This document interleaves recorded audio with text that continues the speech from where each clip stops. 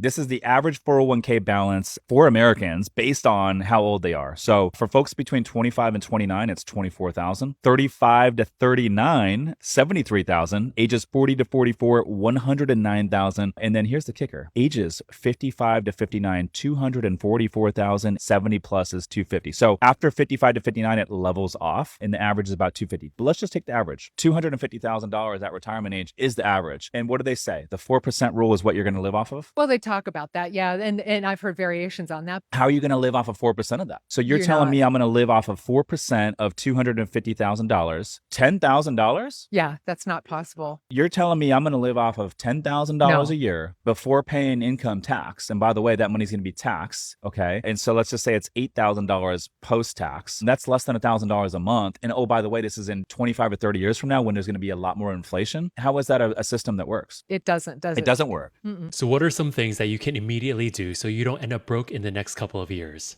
Well, it's much simpler than you think. First, you need to immediately figure out how much expenses you'll have during retirement. You can do this by listing out all your fixed and variable expenses and looking at this chart to figure out how much you'll need based on how much you'll spend each month. Or you can use the calculator that my community uses and type in your own numbers. Two, you need to figure out how money actually works because a lot of us were never taught in school or by our parents. These are the books that helped me out the most. I would start with The Simple Path to Wealth, The Millionaire Next Door, and The Psychology of Money. Three, you need to learn how to invest by yourself and not rely on anyone else to invest for you. These are the brokerages I recommend. My personal favorites are Fidelity and Schwab. These are the accounts to open on top of your 401k, such as your Roth IRA, HSA, and a taxable brokerage. And these are the index funds that will help you diversify, so you're not just investing in risky assets like meme stocks, penny stocks, or even these crazy cryptocurrencies. And if you want all of my resources, they're all free in my bio, or tag your spouse and I'll send it to both of you right now. I hope they help.